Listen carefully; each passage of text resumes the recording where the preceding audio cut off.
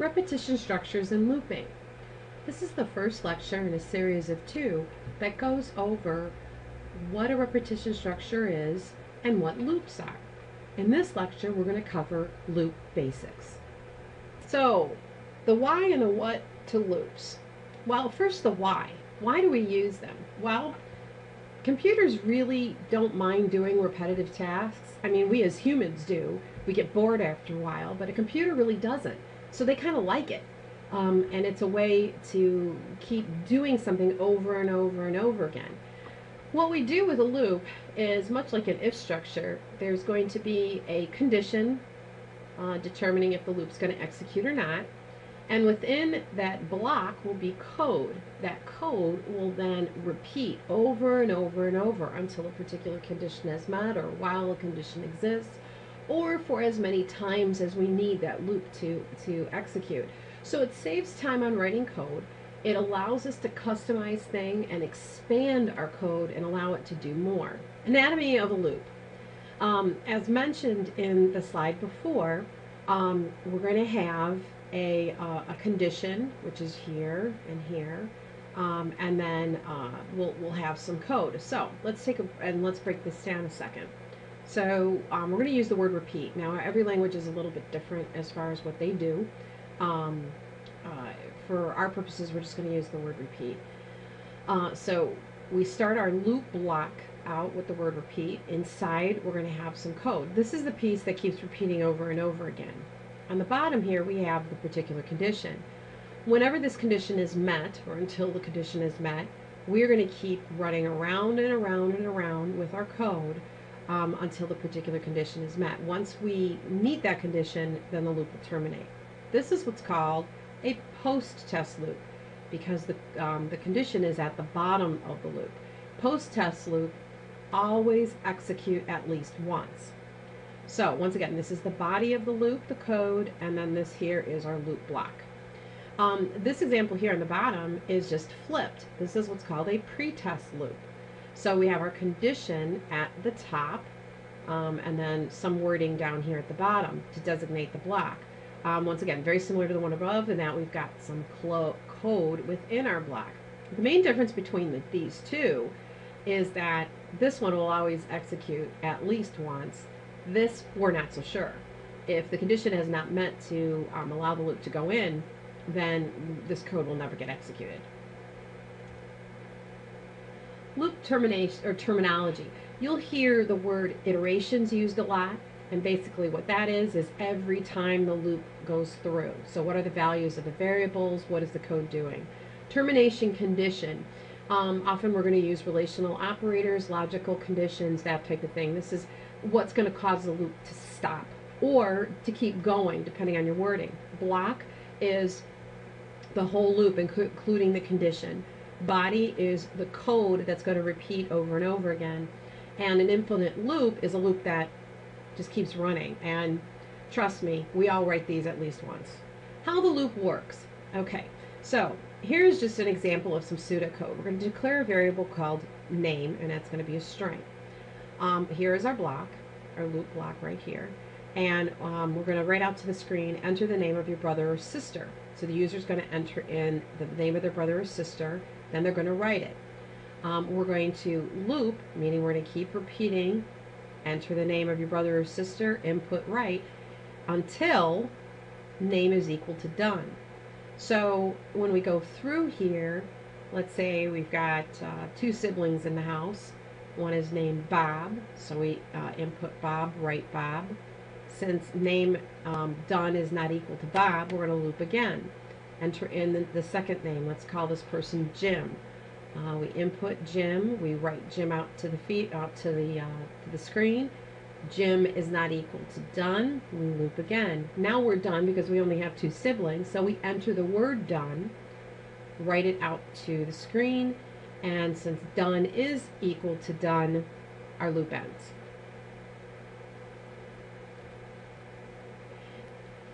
Infinite loops. These are loops that go around and around and around. So let's look at our code. We're going to have a number, computer number, and then just plain number. So please enter a number. Once again, this is our block. All right, our loop block, and this is our body right in here. So we're going to write, please enter a number to the screen. The user is going to enter in a number. The computer number is going to be equal to whatever the user entered plus 1. We're going to write that out to the screen, and then we're going to compare. So let's run through this. Now, this is where this gets a little bit tricky because not all languages handle declarations without assignments differently. Let's just take a look at this from a Visual Basic, Microsoft Visual Basic perspective, because that's the easiest one to look at, and that's one where this kind of works. So we're going to declare computer number and number both as integers. In Visual Basic, if you write a declaration statement like this and you don't put an assignment, meaning we don't have an equal sign here, it's assumed that these two values are zeros. So let's go with that. These two are zeros. So please enter a number. I enter the number 2. Computer number, which is currently held at 0, is going to be equal to 2 plus 1. Okay, so now computer number is equal to 3. We input 2. 2 is not greater than 3. So we go around again. If you keep running through this and keep putting in different values, this loop will never end. Computer number will always be bigger by what? By 1. So this loop will never end. Like I said, don't feel bad when you write one. We all do. Communication with the user. You have to be sure to tell the user how to leave the loop. So in this particular case, we're going to say enter a number, enter 0 to end the program. If you don't tell the user how to end the loop, guess what? You've just wrote an infinite loop. Flowcharting a loop. And we'll see this when we look at the demos in Raptor. When we flowchart a loop, we're going to have some conditions. So this is going to be very similar to our if structures, where we're going to ask a question. And as long as a particular question is true or until it's true, we're going to keep looping around and around and around and around and around. As I mentioned, there are different types of loops. We've talked about a pre-test loop, a post-test loop, and a counter. Pre-test loops. As I mentioned before, the difference between a pre-test loop and a post-test loop is that the condition that's going to terminate the loop or allow the loop to keep going round and round is going to be at the top of the block.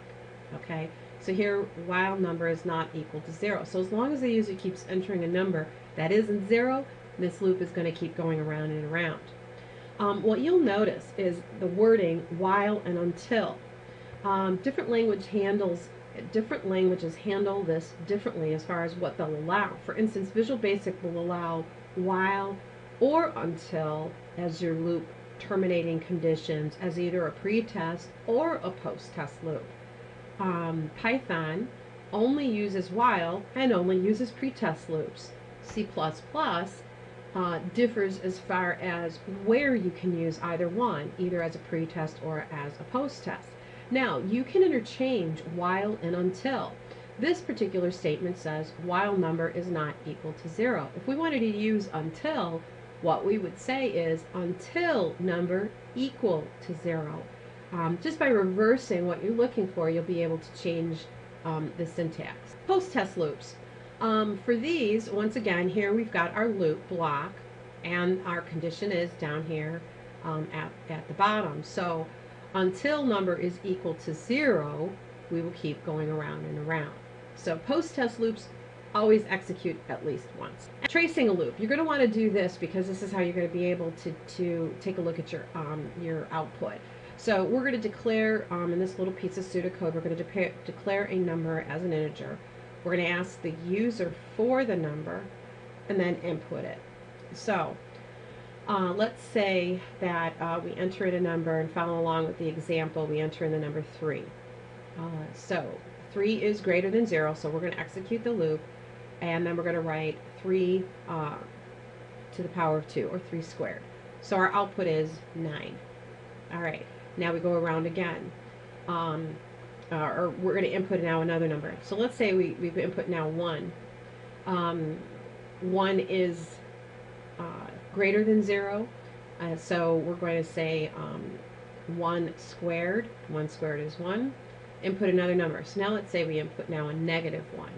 Negative 1 is not greater than 0, so the code within the loop will not run. Using a pretest loop wisely. Remember that we have to pay really close attention to our test condition and our variable. So in this particular example, we're declaring a name as a string. We're going to ask the user for the name of their brother or sister, and then input the name. So as long as whatever the user input is not equal to done, then the condition within the loop will execute.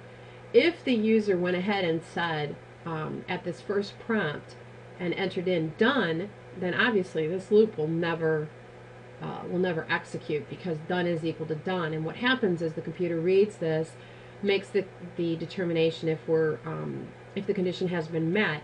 If the condition has not been met, which would be in that particular example, it goes to the next line of code right after the termination statement here at the bottom. Using a post-test loop wisely. So let's say we have declared name as string, and we ask the user to enter the name of their brother or sister. They input it, we write it, and then do until name is equal to done. As you can see here, the difference is that whereas we repeated this write statement twice, we know for sure this code will get executed at least once. Counter-controlled loops. These are a little bit different because we know how many times we want the loop to execute. And all the other examples that we had, we didn't really know. We would keep going around and entering in the names of our siblings. We could possibly sit here and do that forever if we wanted to. But a counter-controlled loop means that we know how many times we want this thing to execute, and that's as many times as it's going to execute. It is a pretest loop, and what we're going to deal with now is a counter. Now the counter can be a variable. It is always an integer. We are going to initialize it. It's going to have to be incremented, meaning we're going to add 1 to it, or how many else we want to. We're going to look at increments. We can look at increments other than 1. For instance, if we want our loop to go by 2s or by 3s or something like that. And then we can also reuse the counter within our loop block, and I'll show you some of the ways to do that. Now, we can use counter control loops as do loops, do while, do until, or a new type of loop that we haven't talked about yet is the for loop. Okay, so let's take a look at these as do loops. What we have to think about here for a do loop is that we have to pay special attention to the counter. The counter is not embedded within the syntax of the loop, meaning that we have to declare it, initialize it, and make sure we increment it. That's the big difference between this type of loop and the for loop, which you'll see in just a second. So the big thing here is pay special attention to the counter. Okay, here's an example of a do loop. Here we're going to declare a string movie title. Count is our counter. Remember, all those they're always integers. And here we're going to enter a movie title, and then I'm going to input it, and then we're going to set our counter to 1. So let's run through this as a test case. So I'm prompted for my movie title. I enter in the movie Star Wars. 1 is less than or equal to 5. So what we're going to print out to the screen is 1, a blank space, Star Wars. We're going to increment our counter to add. So now our counter is equal to 2. We're going to get prompted to enter the movie title and input it. 2 is less than or equal to 5, so we're going to go again. So we're going to keep going until our counter is 5. So once again, with do loops, we've got to play very special care to our counter. We got to declare it, we got to initialize it, and then we got to remember to increment it within our code. If we don't increment it, then we've written an infinite loop. So here the bubble is saying, be careful with your termination condition. If you notice, I set my counter equal to 1. If I set my counter equal to 0, I would actually get my 6 favorite movies, because we're starting off at 0. So you have to be careful. Counter-controlled loops, the for loops. This is a very cool loop because it takes care of a lot of stuff for us. So we have the counter, the test condition, and the incrementer all in the first line, and we don't have to do anything beyond that. So for most languages, we're going to declare some variable as our counter. The good news here is that we don't have to declare it anywhere else. Once it's embedded within that for statement, it's already declared, and then we initialize it. So this one part here takes care of declaring and initializing. Now we're going to have our test condition. So this is how many times we want the loop to go around, and then our incrementing, how we want the loop to increment. So in the book here, the way that they're looking at it is when you see this plus plus, it just means incrementing by 1.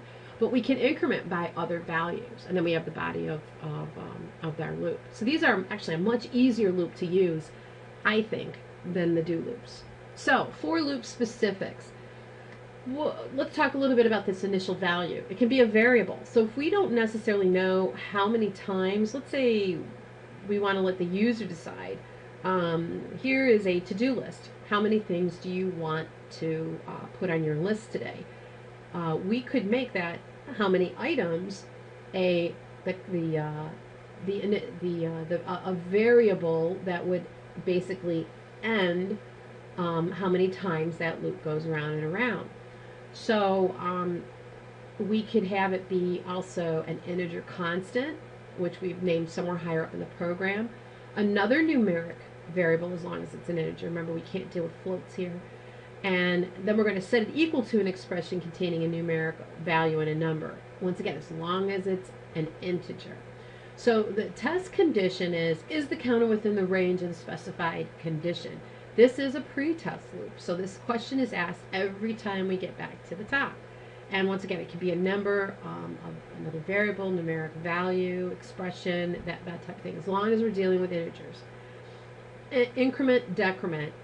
This is how we're going to count. We can count forwards or we can count backwards. So let's take a look at this. How many times does this loop go around? All right, so we're writing hello to the screen, and then we're declaring a variable called count as an integer. We're setting count equal to 5. We're saying count less than 4. That's our condition for the loop. So as long as count is less than 4, our loop will go around, and then we're going to increment by 1 each time. So the question is, how many times would this execute? Now, take a look at this right statement. Help, I'm a prisoner in a for loop. That should tell you how many times it's going to execute. This loop will never execute because 5 is not less than 4. 5 is greater than 4. So once again, it's a pretest loop, so the code within the loop doesn't execute because the condition has not been met. How many times does this loop execute? Okay, this is a good example because we're counting by 5. So here we're incrementing by a different value other than 1.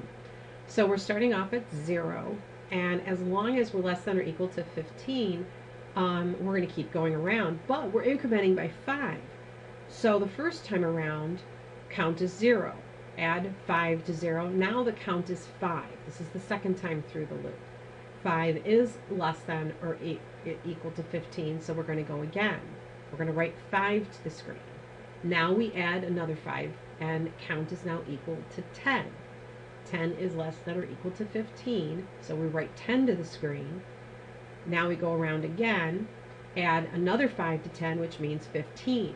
15 is less than or equal to 15. We write 15, and then we go around again. So in all, this loop will go around. It went around when it was 0, 5, 10, and 15. So 4 times. Okay, this particular slide just shows how we can use both loops. So, what is the difference between the two loops? Basically, this one we know is a for loop. So we're initializing our counter and incrementing it all in one line. And here's also our condition. And in this one, we're using a while or a do loop. So we've declared it, initialized it, and we're incrementing it. So the big thing here is that we've basically written 2 extra lines of code.